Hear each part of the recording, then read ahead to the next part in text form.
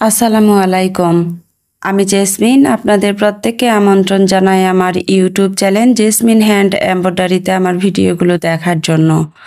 আজকের নতুন ভিডিওতে আমি আপনাদের কিভাবে ভরাট সেলাই করতে হয় সেই সম্পর্কেই একটি নতুন ভিডিও নিয়ে এসেছি। আশা করি ভিডিওটি আপনাদের অনেক কাজে আসবে। ভরাট সেলাই, যা কাশ্মীরি এমব্রয়ডারি বা কাশ্মীরি সেলাই নামে পরিচিত, হাতের সেলাইয়ের একটি দারুণ কৌশলের প্রধান কাজ হলো কোনো ডিজাইন বা নকশার ভেতরের অংশকে ঘন এবং মসৃণভাবে সুতা দিয়ে ভরাট করা।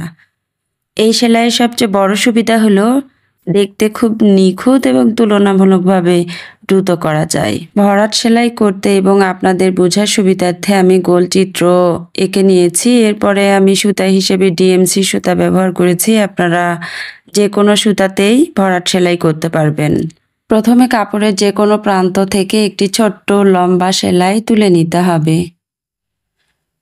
এরপরে সুচটিকে আবারও কাপড়ের নিচ থেকে সেই লম্বা সেলাইটির খুব কাছাকাছি উপরে নিয়ে আসতে হবে। সেই লম্বা সেলাইটিকে হালকা জড়িয়ে একটি ছোট্ট সেলাই করতে হবে যেন সুতাটির উপর দিয়ে যায়। একইভাবে সুচটিকে আবারও আগের সেলাইয়ের ঠিক পাশে উপরে একটি লম্বা সেলাই করে নিতে হবে এবং লম্বা সেলাইটিকে জড়িয়ে নিয়ে আরেকটি ছোট্ট সেলাই করতে হবে। এভাবে একটার পরে একটা ছোট্ট সেলাই করেই এগিয়ে নিতে হবে। প্রতিটি সেলাই যেন খুব কাছাকাছি থাকে, যাতে কাপড়ের কোনো অংশ দেখা না যায়।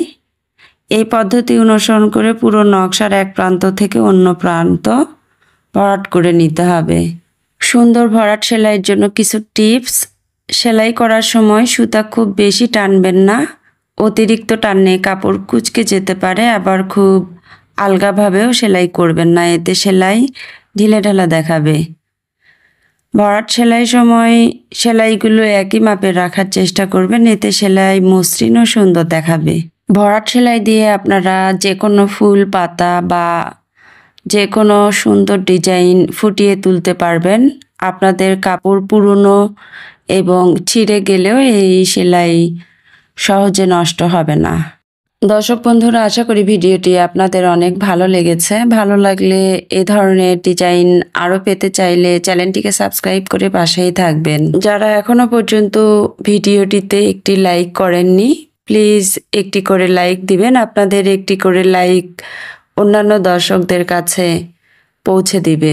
আজ এখানেই আপনাদের সাথে আমার আবারও কথা হবে পরবর্তী ভিডিওতে। সে পর্যন্ত সবাই ভালো থাকবেন, সুস্থ থাকবেন এবং আমার পরবর্তী নতুন ভিডিও দেখার আমন্ত্রণ জানিয়ে আপনাদের কাছে বিদায় নিচ্ছি।